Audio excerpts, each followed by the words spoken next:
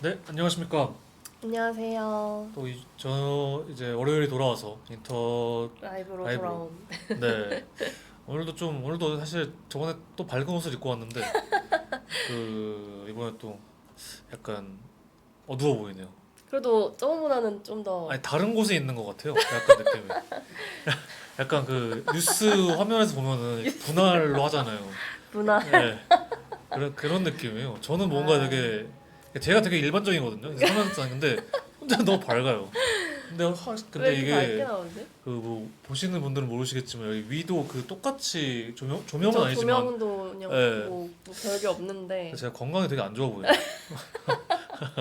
아무튼 안녕하십니까.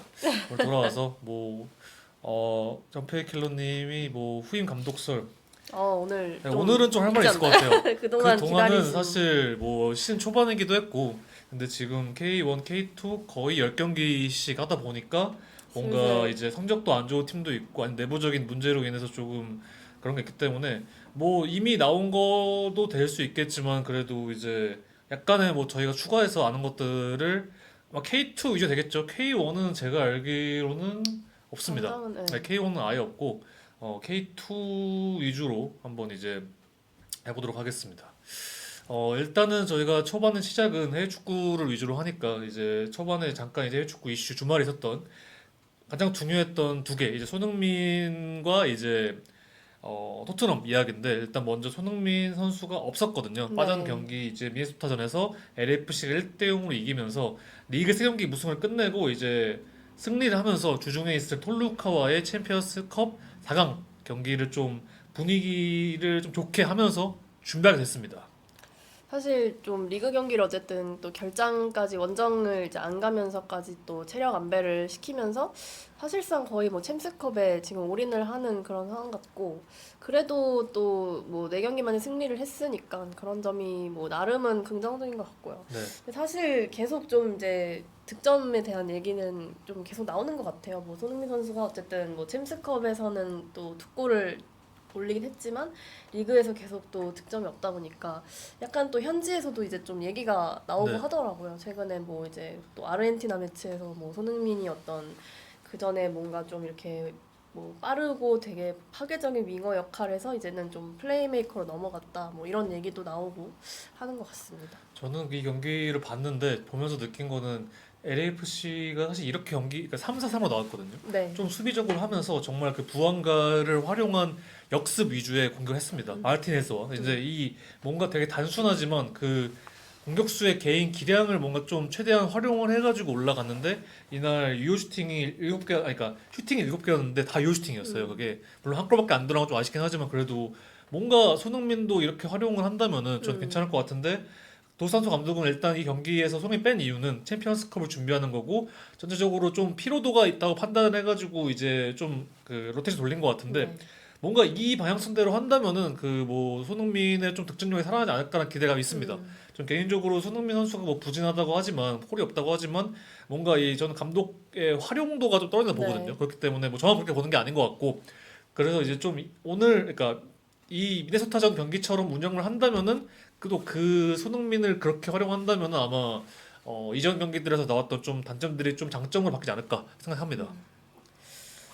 사실 좀 감독에 대한 뭔가 비판도 되게 굉장히 많이 심화가 되는 것 같아요. 좀 약간 아무래도 한국 팬분들 위주로도 좀 그런 여론이 형성되는 것 같고, 그래도 뭐 지금 이제 시즌 뭐 초반이니까 뭐 챔스컵에서도 또 어쨌든 준결승이 이제 또 시작이 되고 거기서 좀 또 좋은 성적 거두고 하면은 분위기를 그만큼 또 바꿀 수 있는 그런 네. 시점이 되지 않을까 생각하는 것 같습니다. 결국 그 도산토스 감독의 평가는 그 톨루카 그러니까 챔피언스컵 음. 이제 결과일 것 같거든요. 네. 거기서 뭐 결승에 오르고 우승까지 한다면은 이런 초반에 그런 약간 의구심 같은 것도 깨질 것 음. 같은데 만약에 톨루카한테 지고 그런다 그러면 음. 좀 약간 이 이전까지 있었던 비판이 조금 더 비난을 받지 음. 않을까 음. 생각합니다.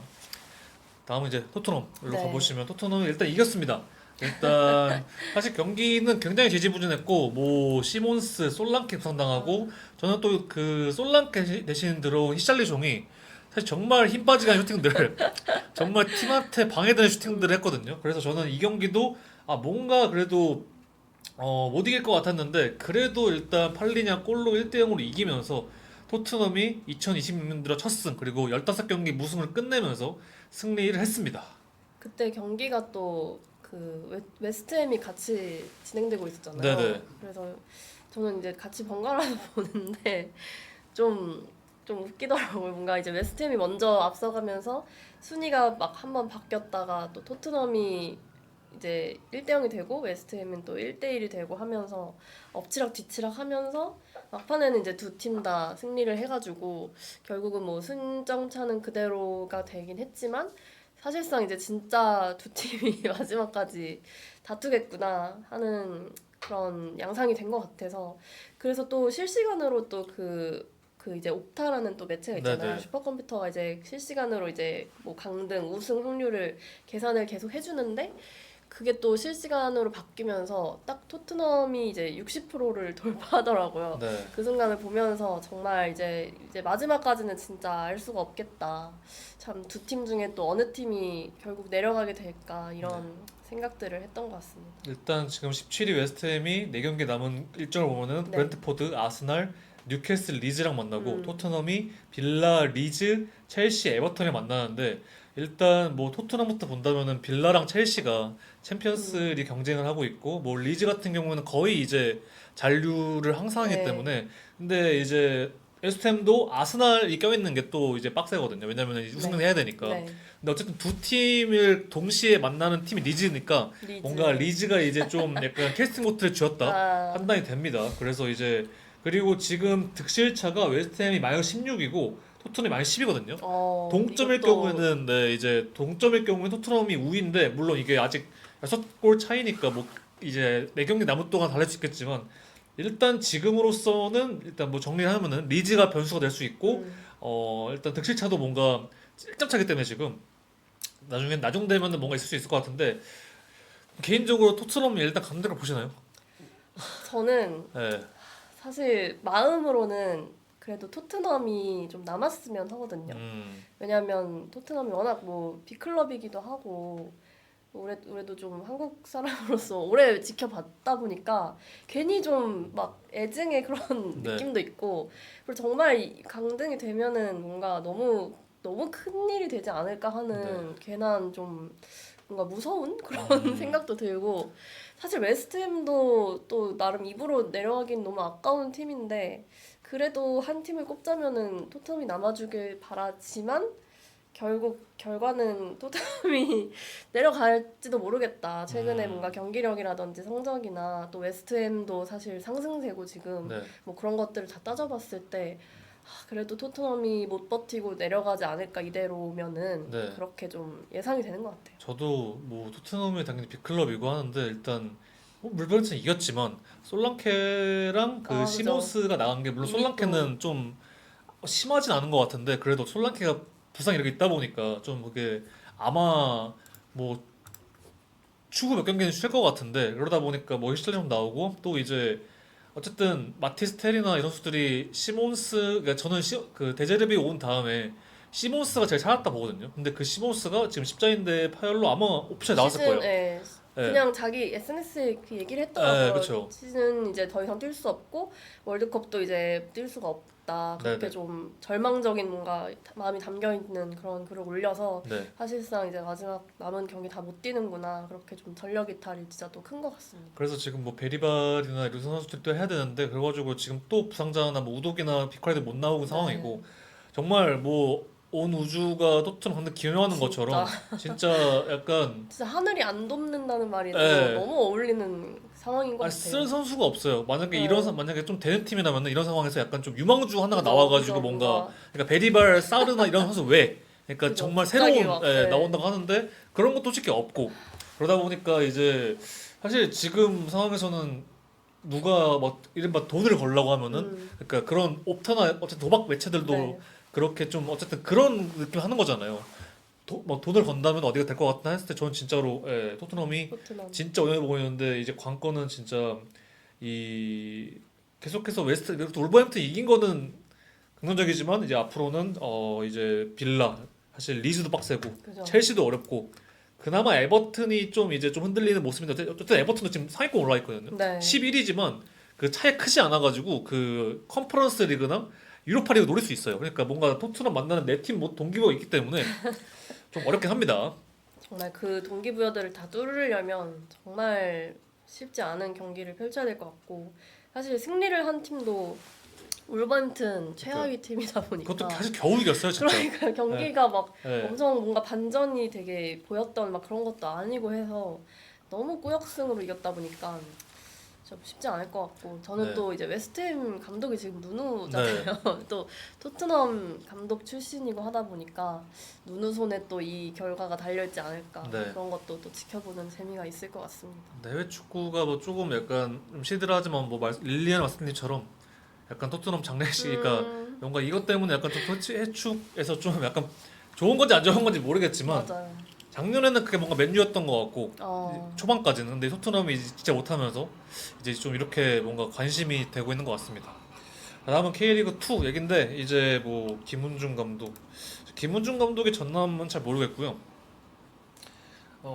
일단 K리그 2 저희가 얘기할 경기는 수원과 부산, 그리고 용인과 김해 다 그 용인 부산은 아인 기자 갔다 왔고 네. 용인 김해 제가 갔다 왔는데 사실 뭐 그 전에 이제 약간 그 이번 라운드 정리하면은 경남이 파주를 3대 2로 역전승을 거두었고 이제 뭐 많은 분들이 관심 또 기사 나왔더라고요. 전남이 안산한테 패배하면서 박동혁 감독의 거취 그러니까 1라운드 경남을 잡은 이후에 사실 그 경남 잡은 것도 10분인가 12분 만에 그 골키퍼가 퇴장해가지고 네. 어떻게 보면은 정말 유리한 상황에서 이긴 거거든요. 그런데 근데 그 이후에 내리 못 이기면서 어쨌든 그런 경우가 됐고 천안 성남 1대1 무승부 그리고 뭐 화성이 4연승을 달리고 이제 잡았죠. 어. 어쨌든 차두리 감독의 그런 수비 축구가 통했고 그 이름이 어려운 데메트리우스인가? 데메트리우스. 네, 그 선수가 어쨌든 좋은 모습 보여줬고 저는 개인적으로 그래도 이랜드가 적긴 하지만 뭐 박지영 활용한다든지 전반적으로 뭐 손혁찬 또 이렇게 선수들이 잘하고 있는 부분은 물론 좀 끊긴 건 아쉽긴 하지만 저는 이랜드가 그래도 이번 패배를 통해서 뭔가 내려갈 것 같지 않아요. 그래도 이랜드는 공격수에 힘이 있고 이게 한번 그 좀 맞으면 되는 팀이기 때문에 그래도 화성이 이긴 건 대단하다 생각합니다. 이제 많은 분들 보면 전남, 그러니까 이 전남에 대해서는 이제 어쨌든 전남이 아쉬워야 되는 게 일단 그게 있어요. 그 원정 10연전 치릅니다. 네. 그 드래곤, 그러니까 광양 때문에. 거기에 잔디 때문에 잔디 작년에도 했는데 그게 좀 문제 생겨가지고, 그러니까 작년에도 원정 10연전을 했는데 그때는 김한석 감독이 무패를 했거든요. 그리고 이제 백도엽 감독이 이제 똑같은 상황에서 했는데 사실 전남은 박도엽 감독을 좀 보려고 했던 게 그런 거고 박도엽 감독이 막 뭐 이렇게 뭐 박도엽 감독의 뭐라고 해야지 뭐 그렇게 다른 게 있는 게 아니라 원정 10연전이고 사실 이번 겨울 이적 시장에 딱히 영이 없었어요 영입이. 그러니까 호원님 되게 늦게 데리고 왔고 박도엽 감독이 원했던 선수를 많이 많이 못 못 충당해 왔고. 있거든요. 그리고 물론 정지용을 지키고 발디비아를 지키고 뭐 호난 지키고 이런 것도 있겠지만 다른 팀들에 비해서 뭐 특히 수원이나 부산이나 그러니까 전남이 승격 후보라는 걸 가정하고 봤을 때 그 쓴 돈의 규모는 크지 않았습니다. 그렇기 때문에 제가 알기로는 그래서 박동혁 감독을 좀 보려 한 것도 있는데 이게 또 그것도 그 퇴장이 너무 많이 나왔어요. 그죠. 정말 이게 유독 좀 그것도 물론 감독의 잘못이면 잘못이지만 이게 이른바 억가가 많았습니다. 네. 그렇기 때문에 전남은 지켜보려고 했지만 저는 개인적으로 느끼기에 이 안산으로 이어지는 이 연전의 패배가 패배가 너무 컸죠. 컸다고 봤고 뭐 당연히 뭐 많은 기사도 나오고 지금 나온 것처럼 거취에 대한 얘기는 나왔죠. 그래서 이제 전남은 이제 바꿀 것 같고 근데 이제 차기 감독에 대해서는 아직도 들은 게 없습니다. 네. 아마 근데 제가 판단하기에는 전남을 좀 잘 아는 감독이 오지 않을까 생각해요. 왜냐면은 지금 전남도 어쨌든 승격을 바라봐야 되고 지금 팀 변화 크지 않은 상황에서 뭔가 새로운 인물이 와가지고 뭔가 새 판 짜기보다는 일단 9경기를 친 상황 또 심지어 이번 시즌은 32라운드밖에 쓰지 않아가지고 네, 경기도 적고. 네, 그래서 뭔가 빠르게 결과를 내야 되기 때문에 전남을 잘 아는 그러니까 뭐 어떻게 표현할지 모르겠지만 그런 감독이 올 것 같습니다. 그냥 개인적인 의견입니다. 네. 그리고 이제 또 누가 있죠? 뭐 아산부터 얘기 또 아산. 하면은 아산도 사실 아산은 이제 안드레 감독이 옵니다. 그러니까 뭐 기사 나왔지만 뭐 이전에도 사실 아산은 그 임관식 감독이 좀 어떻게 보면은 어떻게 말해야 되지? 좀 빨리 나간 이후에 그 여러 국내 지도자들과 제가 알기로는 프로팀에 있는 현역 코치들까지 좀 관심을 가졌어요. 음. 근데 이제 잘 나오고 잠시 끊겼는데 혹시 됐나? 저희 잘 나오고 있는지. 됐나? 어, 여기만 끊긴 거. 네. 아무튼 이제 했는데 어쨌든 그 안드레 감독이 어떤 이제 연결을 통해서 이제 오게 됐고 이제 안드레 감독 근데 이제 아마 제가 알기로는 충남아산 그 지금 김효열 수석 코치를 비롯해서 코치들은 그대로 갑니다. 그러니까 안드레 감독이 부임을 하면은 이제 수석 코치 그 체제로 그대로 가고 대신에 그 분석관 분들이 나가셔가지고 브라질에서 오실 것 같아요. 제가 알기로는. 그래서 그렇게 부임을 해서 아마 근데 그 취업 비자 그러니까 우리가 우리나라 선수가 해외에 가도 이게 그 워크 퍼밋이 나와야 네. 되잖아요. 우리나라도 그게 필요하니까 그게 일단 귀국은 아니 입국은 4월 말쯤에 할 텐데 그게 마무리 되려면 5월 초중순 이게 빠르면은 이제 5월 초에 어디랑 하지? 그 충청 더비가 하나 더 있거든요. 천안이랑 네. 그 경기에 그 나올 수 있을 것 경기가, 같고 네. 아마 근데 안 되면은 뭐 일단 그 약간 웃기지만 다른 분들이 이제 그 대행을 하고 안드레 감독이 훈련은 지휘하는데 음. 경기장은 못 오는 음. 상황이 될 것 같습니다. 또 이제 대구가 사실 좀 김명수 감독하고 네네. 많이 안 좋게 좀 마무리가 됐잖아요. 네네. 근데 이제 그 전 팀들도 사실 좀 끝마무리가 유독 안 좋으셨던 경우가 많아서 김명수 감독이요? 그쵸. 네, 그렇죠. 살짝 좀 네. 뭐 이렇게 뭐 워딩도 사실 이번에 되게 화제가 되고 했잖아요. 네네. 그런 상황이 좀 반복이 되다 보니까 좀 K리그 내에서도 이제 김명수 감독님이 좀 그렇게 안 좋게 자꾸 떠나는 것들이 네. 좀 이야기들이 나온 것 같습니다. 네. 그리고 이 세 팀 바뀌었고 이제 뭐 네. 제가 뭐지 그 김해 얘기 먼저 이제 이따 수원 얘기 좀 뒤에 하겠습니다. 네. 이제 용인이랑 김해랑 했는데 용인이 사실 이 경기가 이제 16위와 17 대결이었거든요. 근데 이제 김해가 1대4로 패했고 용인은 일단 이기면서 사실 용인이 신생 치고는 스쿼드가 좋아가지고 기대를 많이 받았지만 사실 용인 내 훈련장도 마땅히 없어가지고 천안 갔다가 막 어디 막 그래서 돌아다니고 돌아다녔고 김포 어디 갔다 네, 맞다 왔다 갔다 네. 했으면 했습니다. 그래가지고 그것도 어려움이 있었고 그래서 이제 성적이 안 나. 물론 그 핑계지만 있어서 좀 어려움이 있었는데 이제 이번 지난주 휴식기 동안에 충북 보은으로 이제 전지훈련 가가지고 어, 약간 좀 분위기 다졌고 올라오면서 이 김해전 무조건 이겨야겠다. 음, 그러니까 김해는 무조건 잡아야겠다라는 게 있어가지고 최영현 감독도 이제 구단은 당연히 최영현 감독 뭐 경진에 이런 고려 안 했는데 본인이 좀 압박감 있어가지고 이 김해는 무조건 잡아야 된다. 뭐 안 잡으면은 진짜 이거는 그 낭떠러지란 마인드를 했던 것 같아요. 그래서 이제 초반부터 가브리엘이 골 넣고 석현주 골 넣고 뭐 김민우 골 넣고 해가지고 뭐 후반에 임채민이 나간 이후가 있어 나가가지고 퇴장을 나가가지고 네. 좀 어려움이 있었는데 그래서 4대1로 이기면서 용인 첫 승 거뒀고 그래서 이제 용인은 좀 이날 경기를 통해서 좀 올라갈 것 같아요. 개인적으로 느끼기에는 좀 성적이나 아니면 좀 분위기나 역사적인 또 창단 첫 승이니까. 그쵸. 근데 반대로 이제 김해는 아, 사실 김해가 이제 그 파주나 용인은 그 수도권에 있다 보니까 네. 관심 많이 받았는데 김해는 좀 덜했거든요. 그죠. 근데 사실 김해도 여러 문제가 있긴 했습니다. 그리고 음. 또 감독 송현준 감독님에 대한 좀 의구심도 컸는데 어쨌든 송현준 감독님이 그 작년에 김해를 잘 이끌었고 그 선수들 바탕에서 좀 선수 추가했기 때문에 괜찮을 수 있게 생각 들었는데 저는 경기를 지켜보면서 느끼는 게 선수 활용이나 좀 전술적인 세부 전술의 부재가 크기 때문에 이 선수들을 좀 뭔가 파주에만의 아니 김해만의 색깔이 없다 판단해요. 그렇기 때문에 그 부분들을 이제 김해도 당연히 신생이고 하니까 믿고 나간 것 같은데 한계를 보인 것 같고 특히 용인한테 내골 먹고 패배한 거는 그죠. 거기도 또 자존심이 상할. 매우 매우 클 것 같습니다. 그래서 이제 저는 뭐 여러 당연히 그 감독 교체 얘기가 안 나오는 게 이상한 거고 아마 저는 뭐 여러 얘기를 들어봤을 때도 손준 감독과 뭔가 심각히 고민하고 있다 이 판단인 것 같습니다. 그래서 이제 김해도 뭔가 그러니까 그 지금 저희가 말을 한 게 어디죠? 전, 전남, 아산. 아산, 대구 아마 다음은 다음이 이제 김해가 김해. 유력하지 않을까 판단합니다. 이렇게 네 팀이 한 번에 좀 감독 이슈가 이렇게 이어지고 있네요. 네, 그래서 어쨌든 K2도 뭔가 여러 몰에서 팀이 확 늘어나니까 네. 이슈도 그만큼 더 엄청 많아진 것 같아요. 그리고 또. 이게 비교가 되게 크는 것 같아요. 특히 신생끼리는 또 신생끼리 그죠. 신생이 세 팀이나 되니까 네. 세 팀 간의 비교가 더 커지고. 그냥 파주는 그 외부 이슈에 비해 되게 감독이 방향성 잘하고 있고 물론 이번에 지긴 했지만 그래도 경기력 자체를 본 사람들은 네. 생각보다 파주 괜찮네 하거든요. 근데 네. 어쨌든 용인은 그 스쿼드에 비해 좀 부족한 면이 있고 김해는 좀 더 떨어지고 이런 게 그죠. 있으니까 서로 뭔가 저기는 1승했는데 우리는 없다고 우리는 판단하니까 없다, 그죠. 이번 이 용인과 김해 경기가 되게 중요했는데 용인이 이기면서 확 올라갈 것 같고 김해는 더 떨어질 것 같습니다. 개인 느끼기에는. 네.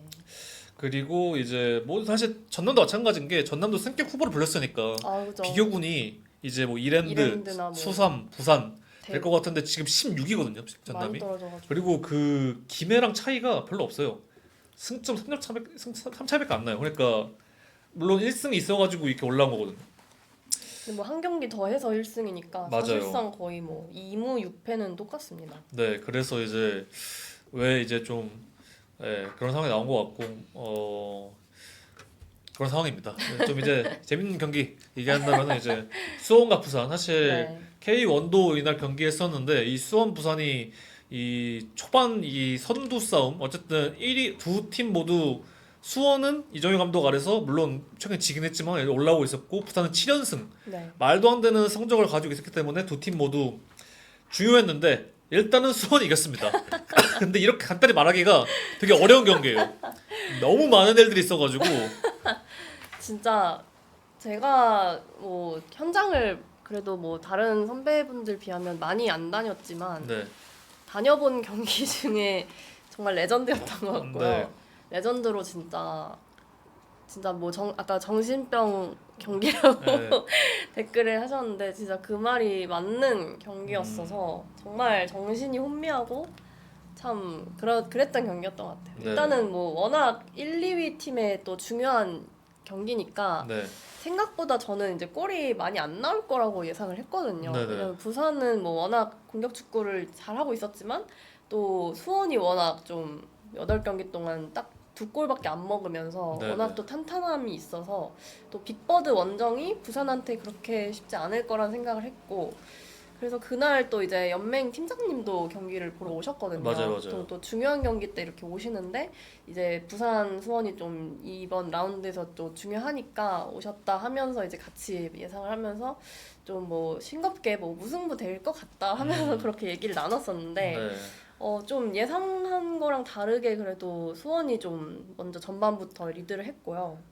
이정효 감독도 사실 좀 두 팀 다 어쨌든 이 경기를 좀 잡아야 또 유리하게 선두로 좀 선두 경쟁을 하는 경기다 보니까 그래도 또 계속 그런 고수하던 자기들 색채를 또 유지를 한다 이렇게 예고를 하면서 부산은 부산대로 또 뭐 내려서지 않겠다 예고를 했고 이정훈 감독님도 득점이 최근에 좀 없었는데 이제 그 방법들을 다 좀 고안했다 하면서 좀 그런 양 팀의 다 어떤 그런 선전포고 그게 좀 저는 인상적이었는데 확실히 수원이 좀 그래도 뭔가 방법을 찾은 그런 느낌이 들더라고요. 전반부터 어쨌든 정말 유효 슈팅을 거의 15개, 네, 맞아요. 15개가 나왔는데 이날 전반에만 거의 부산이 거의 아무것도 못할 정도로 몰아붙였고 뭐 이제 왼쪽에 김도현이란 또 신예가 좀 이렇게 또 에너지를 가져오고 뭐 강현묵이라든지 공격적으로 되게 좋은 모습을 보여주면서 결국 이제 전반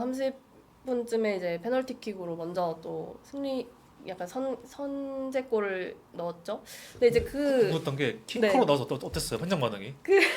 그 상황이 진짜 그 네. 상황도 정말 놀라웠던 게 일단 이 선수가 세 경기를 이제 뛰는 선수였잖아요. 맞아요. 완전 신인이고. 예. 이 선수는 이제 김도현 선수는 수원 유스 출신이고 이정효 감독이 평소에 좀 이제 유스 자원들을 또 잘 발굴하는 맞아요. 그런 감독인데 이번 시즌 이제 초에는 이 김도현 선수가 좀 기회를 많이 받고 있었어요. 네. 그래서 경기 전에도 좀 기대를 많이 하고 있다 말씀을 주셨고 그랬는데 이 선수가 또 마침 페널티킥을 유도를 해서 이제 당연히 그때 최전방에 있던 뭐 일류첸코라든지 헤이스라든지 이런 선수들이 차겠지 했는데 이 선수가 떡하니 준비를 하고 있는 거예요. 네. 정말 이게 뭔 상황인가. 사실 이렇게 좀 중요한 경기에다가 신인한테 그런 페널티킥을 맡기는 경우가 거의 없잖아요. 거의 없죠 진짜. 그래서 정말 궁금증이 드는 장면이었고 그 페널티킥을 차는 것도 와, 그 신인이 네. 그렇게 과감하게 또 도움닫기 그냥 껑충 하면서 정말 여유롭고 침착하게 그걸 성공시키는데 아, 그게 너무 인상적이더라고요. 네. 어쨌든 그러면서 수원이 이제 분위기를 좀 가져왔고 그러고 후반에도 또 이제 뭐 강현묵의 어떤 추가골 또 나오면서 2대 0으로 이제 앞서갔죠. 그러면서 부산이 그래도 좀 후반 들어서 교체 카드를 잘 쓰면서 또 금방 또 무너지지 않고 역시나 또 두 골을 금방 또 따라잡더라고요. 맞죠. 3분 만에 이제 두 골이 나오면서 김희승의 또 만회골 그리고 또 김종 선수가 이렇게 좀 맞고 자책골이 네. 되면서 3분 만에 또 2대2가 돼버리니까 아, 이 경기 진짜 또 모르는구나 하면서 좀 또 긴박하게 흘러갔던 것 같고요. 근데 막판까지는 이제 정말 그냥 뭐 이대로 2대2로 끝나겠다 예상한 대로 무슨 분에 네. 하고 저도 이제 기사 마무리하고 있었는데 이제 후반 추가 시간에 승부가 다시 시작된 거죠. 네. 그래서 거의 이제 그 갑자기 브루노 실바가 이제 핸드볼 반칙을 유도하면서 거기서 이제 그 페널티킥 그 VAR. 온필드 리뷰를 이제 5분이 넘도록 맞죠. 정말 너무 길어지는데 진짜 막 초조함이 경기장을 다 진짜 메우고 네. 수원 팬들도 난리고 부산도 난리가 나고 했는데 벤치도 뭐 서로 약간 좀 네, 벤치에서도 일단 딱 그 주심이 나와서 마이크를 잡고 이제 방송을 하잖아요. 네. 그 마이크를 잡는 순간에도 마이크가 안 나오는 거예요. 맞아요, 그래서 맞아요. 막 3번을 교체를 막 하고 막 하면서 이제 막 짜증이 섞인 또 막 탄성이 나오고 하면서 결국엔 페널티킥이다라고 하자마자 부산 벤치 진짜 난리가 난 거예요. 그렇죠. 바로 이제 기자석에서 보였던 게 조성 감독님이 그렇게 엄청나게 화가 나신 거를 좀 네. 처음 봤는데 좀 진짜 막 격해져가지고 약간 이제 싸움을 하러 나오는 상황 있잖아요. 달려들려고 했죠. 네. 네. 막 나와봐 네. 하면서 이제 어깨 두 분이 막은 것 같아요. 제가 아니 2명이 아니었어요. 진짜 막 5명은 아마 말렸을 거예요. 네. 거기 막 이제 뭐 선수들도 부산 선수들도 이렇게 막 말리고 코치진이 막 양쪽에서 잡고 막 근데 엄청나게 막 화를 내시더라고요. 그러면서 이제 코치진들도 계속 좀 설명을 하고 했는데 그 상황에 또 2분이 흘러가고 네. 그러면서 옐로 카드를 또 무더기로 받고 맞죠. 결국엔 이제 뭐 헤이스가 3번째 골을 넣으면서 수원이 이제 이기는 것 같았죠.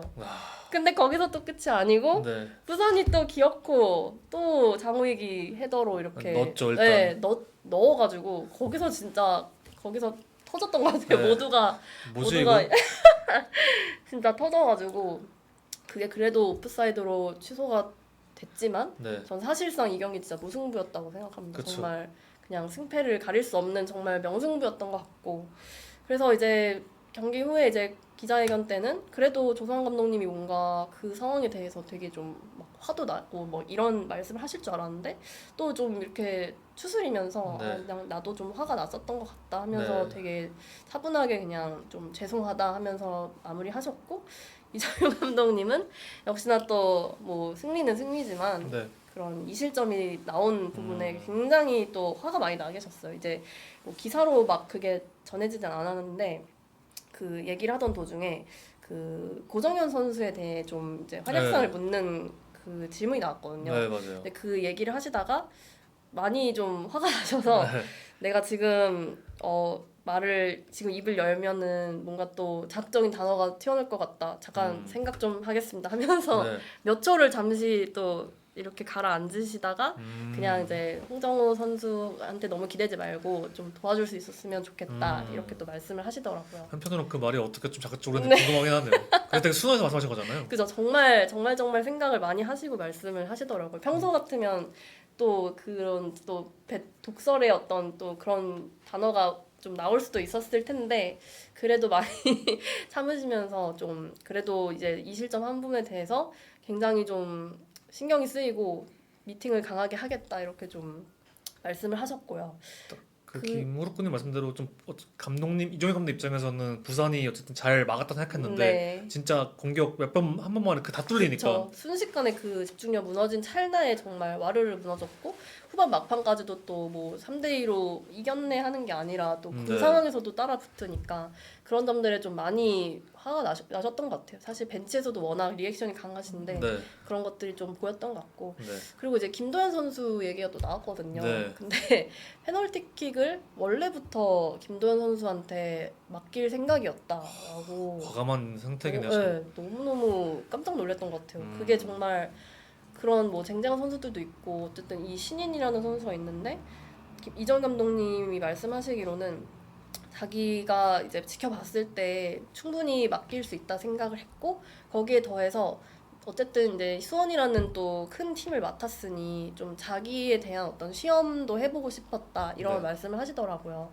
내가 만약에 이 친구한테 키커를 맡겨서 그게 잘 안 되면은 결국 내 책임으로 돌아오는 거고 네. 그러니 나도 시험대에 올라가 보고 싶었다 하면서 그만큼 정말 중요한 또 역할을 그렇게 어린 선수한테 맡겼던 그게 좀 인상적이었던 것 같아요. 네, 그래서 수원은 일단 3대2로 부산을 이기면서 이제 일단 2위지만 동점 동률이고 네. 이제 부산은 일단 1위를 유지하지만 이제 수원의 착패를 추격을 또 당했고. 이어갈 생각인데 뭐 지금 수원은 사실 이게 중요했던 게 그 뒤로 이제 수원 FC 네. 대구 만나거든요. 물론 대구가 좀 감독 경질한 팀이긴 하지만 그래도 이제 어떻게 보면은 저력이 있기 때문에 이 부산 수원 FC 그 대구로 이어지는 게 중요했는데 그래도 이제 부산을 잡으면서 앞으로 이제 수원 FC 수원 더비와 또 대구와의 경기에서 좀 잘 올라갈 수 있겠다는 좀 그런 뭐라 그러지? 그걸 얻을 것 같아요. 그런 동력을. 수원이 지금 사실 뭐 성적이 좋긴 하지만 약간 또 중간중간 흔들리는 상황도 나오고 있긴 하거든요. 근데 어쨌든 저는 이제 이정 감독이 이제 초반인데도 이 정도면은 앞으로는 더 좀 팀이 만들어져가는 과정이 더 있을 것 같고 지금보다 다음에 또 계속 지켜보다 보면은 완성도는 좀 더 생길 것 같아요. 네. 그래서 기대가 좀 많이 됐던 것 같습니다. 네. 남은 이제 K리그 1 리뷰 5경기를 뭐 몇 가지는 간단히 할 거고 몇 가지 좀 네. 깊이 할 건데 일단 울산 대전입니다. 뭐 어. 사실 여러모로 우리 대전이 좀 분위기가 매우 안 좋았고 지난 서울 잡고 좀 올라올 줄 알았는데 제주가 한 경기에서 패하면서 황선홍 감독에 대한 의구심도 커졌고 했지만 어쨌든 이 경기에서 4골 넣고 네. 울산 원정에서 4대1로 이겼습니다. 그러니까 대전 이전까지 9경기를 치르면서 7골이었는데 이날 한 경기만 4골 넣었거든요. 어. 정말 압도적인 득점력을 보여줬고 디오고가 징계에서 돌아온 이후에 맹활약 해줬고 이 마사가 제가 본 것 중에 이제 올 시 최고 경기거든요. 어. 그러니까 이 어쨌든 이날 울산이 좀 선택 잘못한 거는 뭔가 계속 대전이 공을 더 소유하게 만들어줬어야 되는데 왜냐면은 대전이 좀 그게 안 됐거든요. 그러니까 상대 내려선 팀한테 아예 못 뚫는 게 좀 컸었는데 이날은 좀 울산이 많이 올라오려고 했고 그 틈에 마사가 정말 그 10번으로서 보여줘야 할 정말 대단한 역할을 해주면서 이제 디오고 골도 넣었고 이끌었고 정재희 골도 나오고 특히 또 세트피스에서 골이 안 나온 팀이었는데 거기서 또 골이 나오면서 후반 초반까지 4대 0으로 앞서가다가 막판에 이제 이동경 골이 나오면서 4대 1로 끝났습니다. 그래서 네.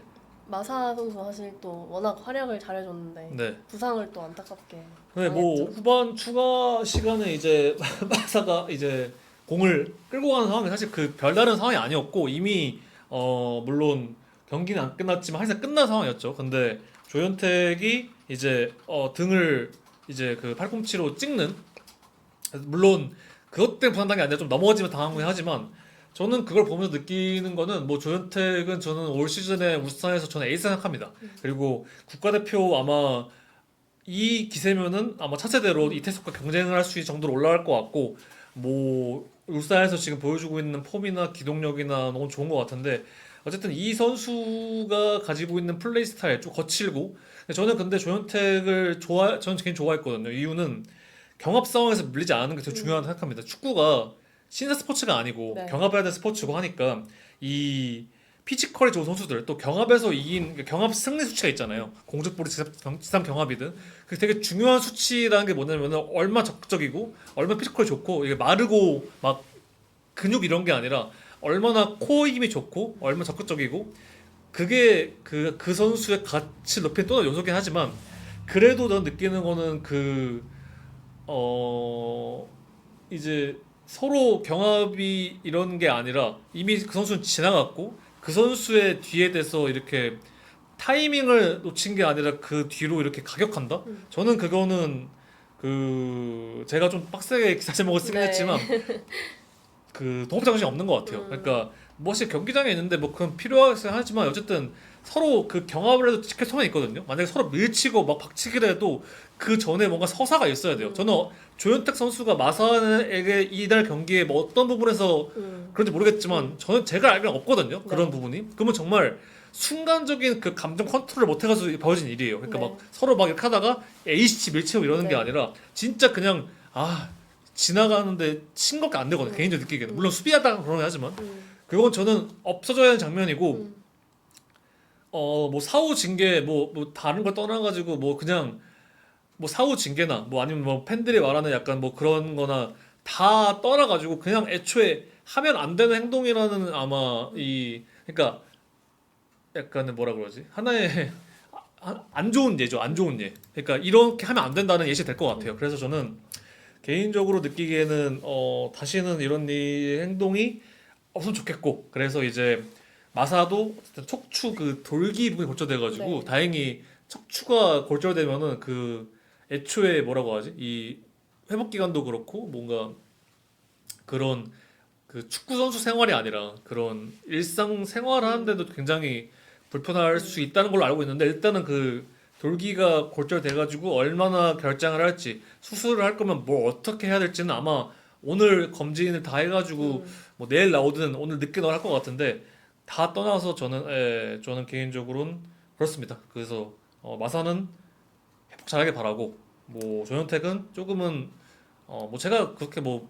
조언할 것도 아니지만 반성을 필요할 것 같다. 그죠. 충분히 사실 뭐 지금 이제 뭐 사과도 했다고 하고 네네. 또 이 경기로 본인도 많이 느꼈을 거라 생각해요. 많은 네. 이야기도 들었을 거고 네네. 이 경기를 발판 삼아서 잘 또 성장해 나가면 되니까 네. 사실 또 나이가 이제 뭐 그렇게 어린 편도 아니지만 네. 또 뭐 차세대 국가대표로 정말 불릴 만큼 또 좋은 모습을 보여주는 선수니까 그런 것들을 잘 또 보완을 하면 더 좋은 선수가 될 수 있다 생각합니다. 그리고 사실 조현택한테 지금 많은 이슈가 몰리긴 했는데 네. 울산도 좀 봐야 되는 게 이게 그 서울이랑 경기도 그렇고 홈에서 너무 심하게 그죠. 지고 있어요. 서울에서도 사실점을 하고. 네, 그래서 이제 이 경기를 보면서 어쨌든 김현석 감독이 그 틀을 만드는 안에서 이동경이나 특히 야구 말컹 허율까지 살리는 모습이 있어가지고 네. 고무적이 했는데 일단 그 세부적으로 뭔가 들어갔을 때는 좀 아쉬운 게 있었거든요. 근데 이게 그게 간파당하는 순간 확 무너지기 때문에 그 부분에서 이제 김현석 감독이랑 울산은 앞으로 이제 좀 어쨌든 울산이 이 정상화를 통해서 올라가야 되는 팀이잖아요. 그렇기 때문에 이제 다가오는 동해안 더비나 이런 것도 좀 중요한 경기였죠. 챙겨야 될 것 같아요. 그래서 이 어쨌든 지금 울산이 연승이 아니라 막 승패, 패승 이렇게 하고 있거든요. 흐름을 못 이어간다는 의미인데 그렇기 때문에 이제 좀 동해안 더비나 이런 거 챙겨야 될 것 같다. 사실 감독 경질빵 박태하 아직 저는 아닐 것 같아요. 박태하 감독도 물론 이번에 뭐 어려움을 겪긴 했지만 그래도 저는 경질빵 네, 그러니까 경질까지는 김현석 감독이든 박태하 감독이든 경질에 대한 얘기는 당연히 뭐 그 경기 패한다고 해서 비판을 쏠릴 수 있겠지만 막 경질까지 간다는 아닌 것 같습니다. 네. 아무튼 네 댓글에 신동훈 기자님 의상 때문인지 파일럿 같다고. 파일럿이 아니라 약간 좀 그 약간 그 미국의 약간 그 오, 뭐라 하지? 주한미군. 아니 그냥 약간 그 카센터 직원 같은 느낌이 그래요? 네. 미군 파일럿으로 가시죠. 아니 그렇습니다. 네 아무튼 이제 광주와 안양 뭐 네. 빠르게 가보면은 이제 광주가 6연패 아, 이제 사실 이렇게 될 그러니까 그렇게 말하면 안 되지. 어쨌든 뭐 상황 때문에 이렇게 될 수 있다는 판단 들었는데 네. 지금 예상보다 더 심각하게 특히 안양한테 당한 거 보면은 물론 문민서 두 골로 이따 말해주시면 하겠지만 네. 정말 와르르 와당창 무너졌습니다. 네. 진짜 말 그대로 좀 와장창인 것 같은데 광주가 사실 뭐 상황이 어렵고 시즌 초에도 뭐 다들 좀 예상한 대로 좀 빗나가지 않고 좀 많이 부진하고 있는 상황이지만 안양 상대로도 이렇게 5골을 실점하고 지금 광주는 서울전부터 5연패 중인데요. 6연패 아니고 6연패? 네, 6연패인데 지금 실점만 20실점이 넘어가고 네.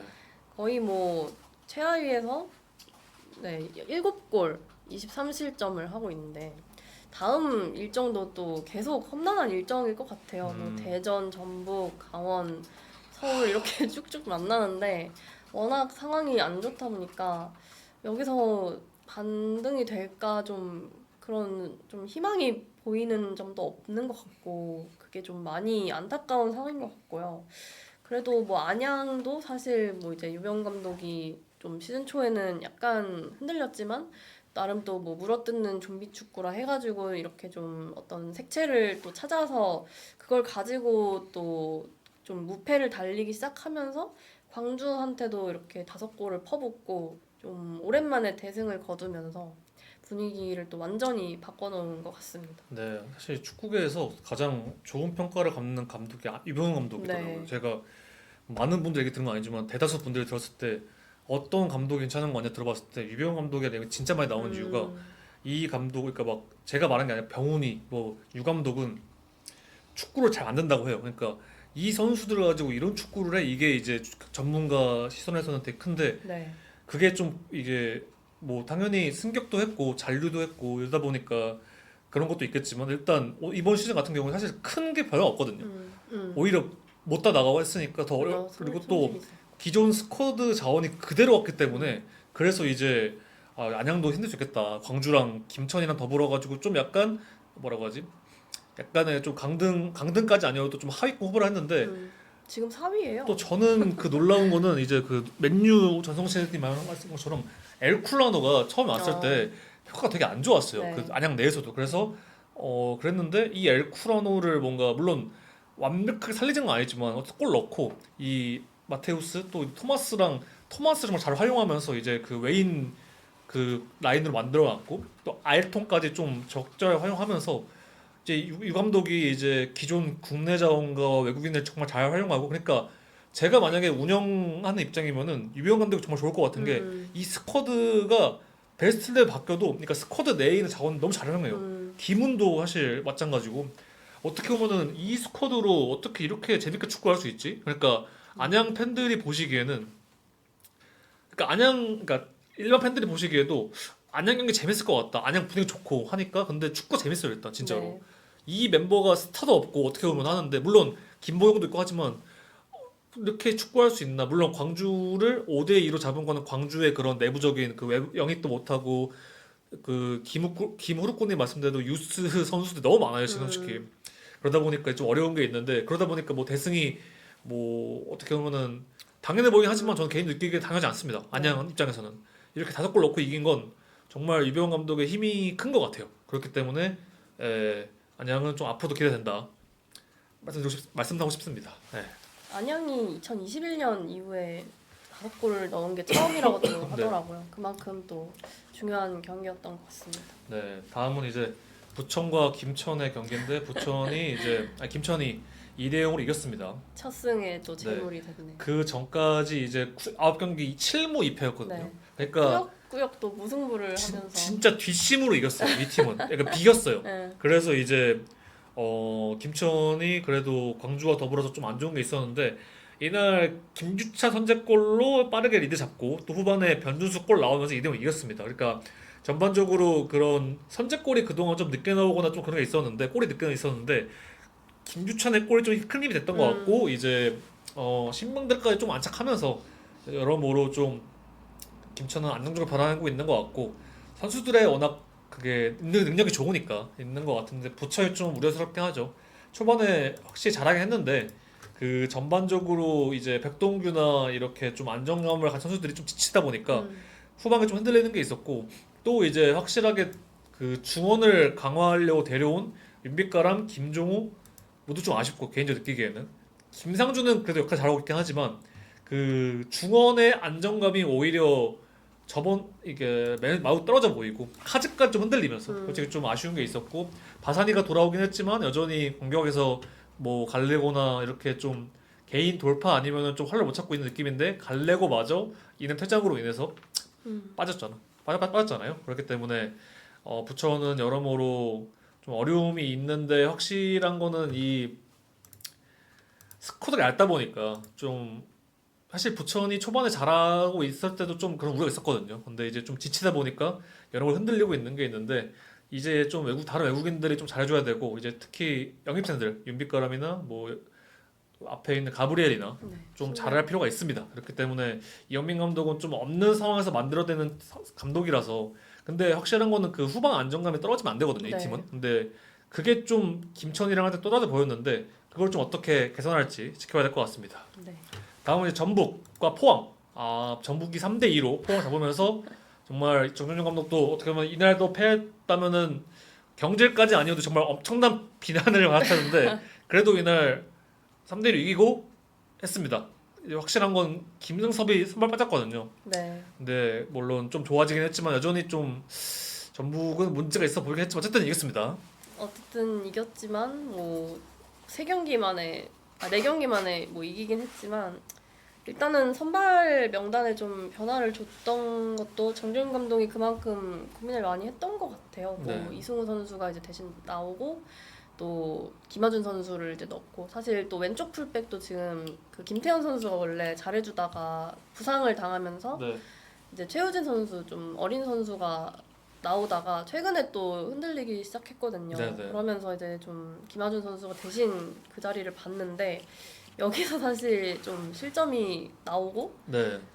또 그 와중에 또 김하준 선수의 데뷔골이 터지고 좀 혼돈의 약간 그런 자리가 된 것 같아요. 네. 그러면서 2대2로 좀 이제 페널티킥만 2번을 내주고 포항이 또 이호재 선수가 성공시키면서 또 치열하게 이제 네 골이 나왔다가 막판에 이제 또 유스전인 또 강상윤 선수의 네. 또 환상적인 골로 간신히 좀 승리를 이제 가져간 것 같습니다. 네.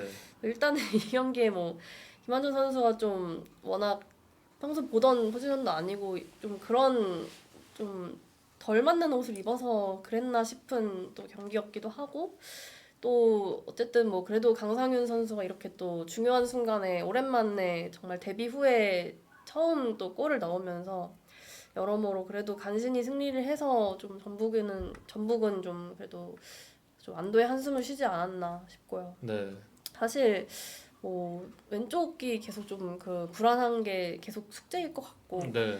또 이제 이승우 선수가 이제 선발 두 번째로 올 시즌에 출전을 해서 풀타임을 또 했는데 그 자리도 계속 지금 원래 김승성 선수가 나오다가 유독 좀 항상 그 마무리 거기서 이제 항상 좀 아쉬움이 컸어가지고 그래도 변화를 줬지만 사실 뭐 이승우 선수가 워낙 최근에 뭐 골도 멋지게 넣고 하고는 있는데 그래도 또 뭐 선발로 완전히 합격점을 받냐 이거는 또 좀 애매한 것 같고 그래서 좀 계속 숙제를 가지고 갈 것 같아요. 계속해서 전북이 지금 뭐 워낙 또 지난해 이어서 그래도 강력한 우승 후보일 거다 했는데 약간은 아직은 좀 더 분위기가 그래도 좀 더 가야 하지 않나 그런 생각이 들었던 것 같습니다. 일단 윙어 옵션이 좀 부족합니다. 네. 그러니까 추마시가 지금 전 어떻게 하는지 모르는데 아무튼 없고 윙어가 없다 보니까 이제 좀 그런 게 좀 큰 것 같아요. 다른 팀들은 확실하게 윙어 많고 특히 서울 같은 팀들은 윙어 진짜 많거든요. 아 그죠. 근데 이제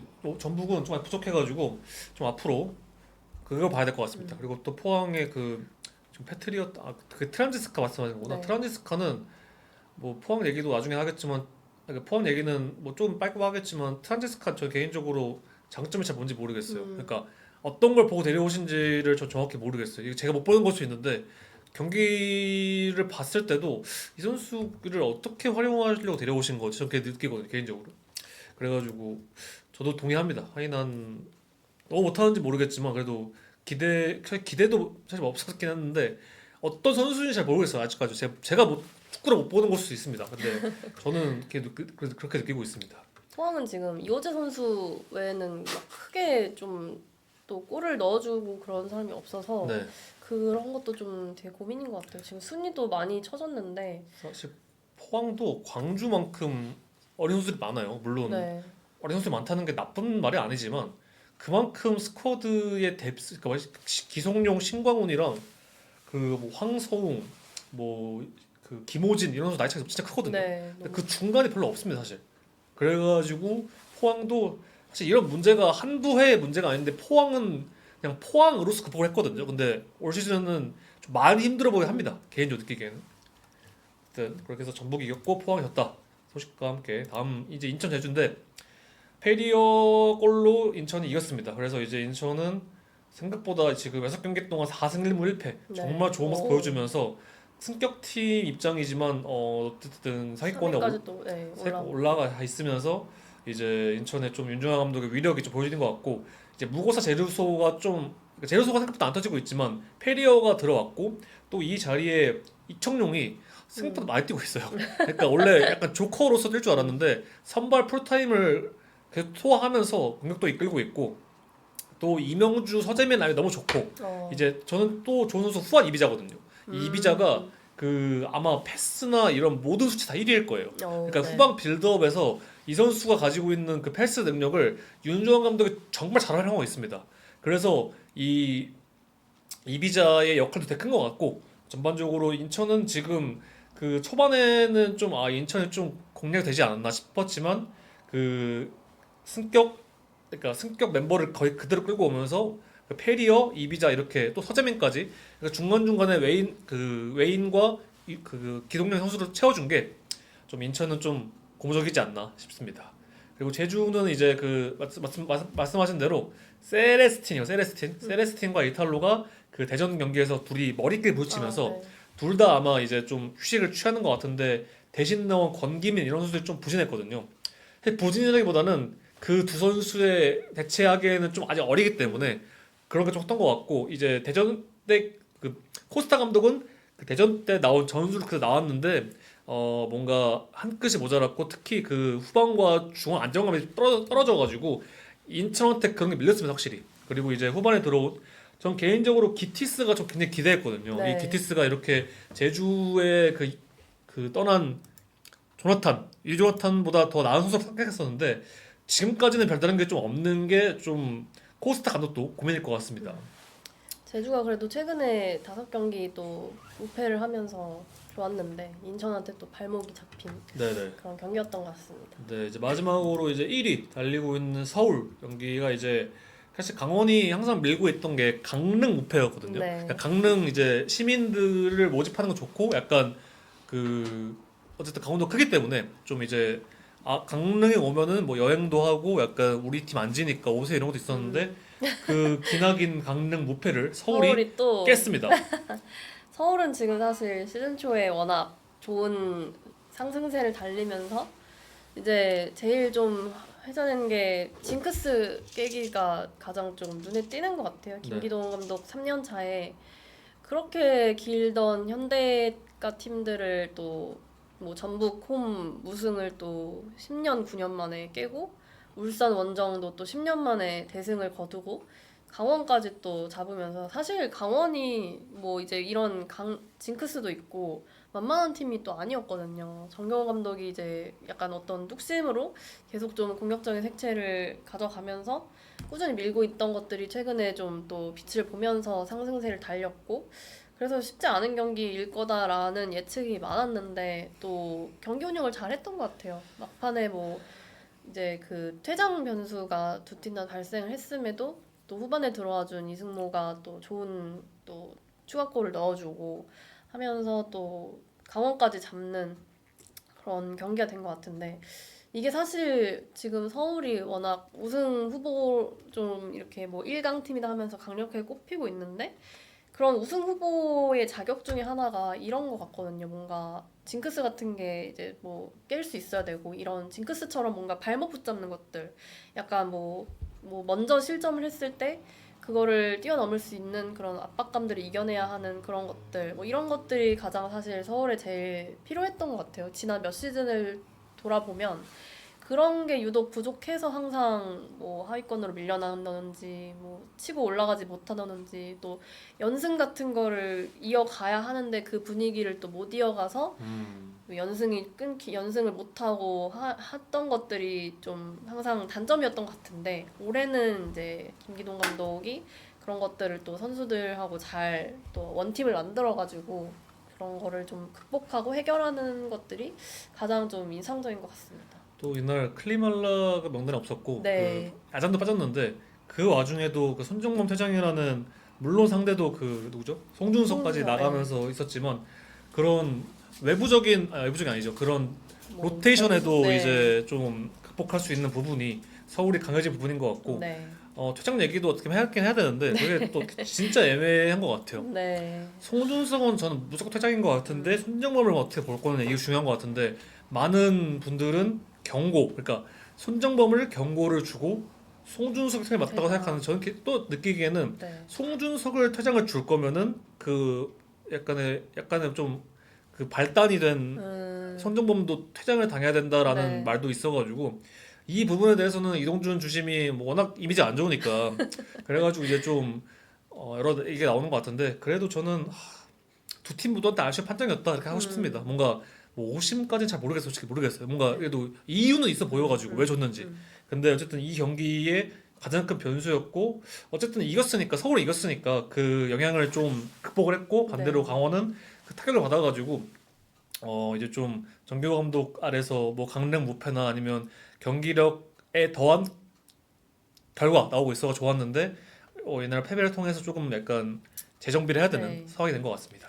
서울은 이제 또 지금 아챔까지 또 티켓이 또 갑자기 6일 생기면서 했는데 이제 완전 뭐 축제 분위기인 것 같아요. 뭐 네네. 작년에 사실 좀 기대에 못 미치고 6위에 머물러서 아챔에 이제 나가지 못하게 됐는데 갑자기 3일 전에 아챔 이제 우리 또 박지성이 같이 또 참여하고 있는 위원회에서 참가 규모를 확대하겠다고 발표를 해서 이제 K리그 팀이 그 아시아 이제 챔피언스리그 엘리트 이제 뭐 챔스죠.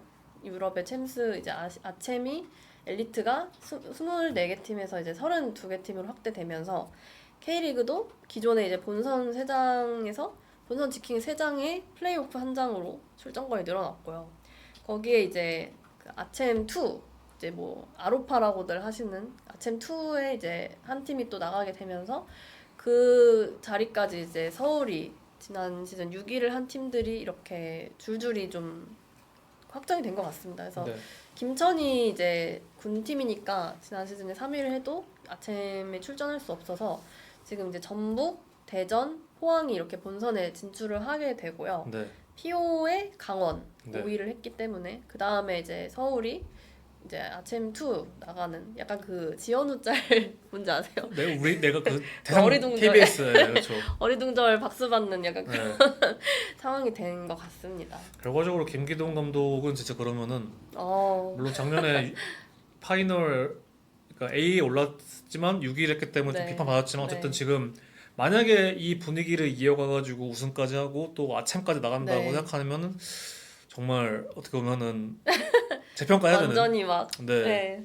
모든 걸 세탁하고 저는 새롭게 김기동 감독을 보면서 느끼는 게 정말 인생이란 거는 덧없다. 그러니까 그렇게 욕을 먹던 사람이 이제는 진짜 모두가 찬양을 하고 이제는 사실 뭐 이제 그 서울 그 세레머니가 있잖아요. 이렇게 네. 막 야 이렇게 뭐 이렇게 하는 거 있잖아요. 네 승리 네, 세레머니 그것도 이제 정말 팬들 앞에서 정말 뭐 막 다 웃으면서 하는 거 보면서 정말 인생은 덧없다. 진짜 별게 없다. 진짜 그냥 일희일비할 필요 없는 것 같아요. 네, 진짜. 그냥 언제 또 무슨 일이 생길지 모르고 근데 또 정말 인생을 가르쳐 주시는 근데 또 한편으로는 이렇게 네. 또 3년 차에 올라선다는 게 쉽지 않거든요. 사실 그죠. 그렇게 뭐그 밀리아 말씀대로 욕을 2년 동안 먹으면서 사실 그 멘탈로 버티기 쉽지 않습니다. 근데 그럼에도 그걸 버티고 뭐 구단의 지원도 이끌어냈고 좀 결과적으로는 아침도 나가고 네. 선두가 달리고 있으니까 물론 그게 얼마나 기세가 이을지 모르겠지만 그래도 정말 대단하다 생각합니다. 어떻게 보면 진짜 그런 긴 믿음과 신뢰의 탄력을 또 받아서 그렇게 또 3년 차에 보여줄 수 있는 것도 있는 것 같아요.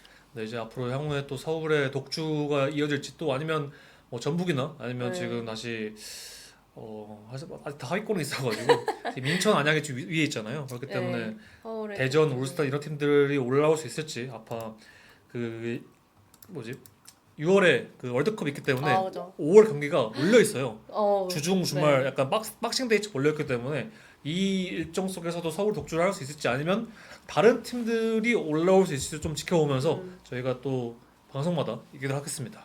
재밌게 또. 네, 오늘 또 준비한 소식 여기까지고 다른 분들한테 좀 많은 얘기 뭐 저희가 했던 얘기들 많이 퍼날라 주시고 하면서 좀 홍보해 주시면 감사하겠습니다. 다음 네. 주에 또 여러 축구 소식 가져와서 인사드리겠습니다. 감사합니다. 감사합니다.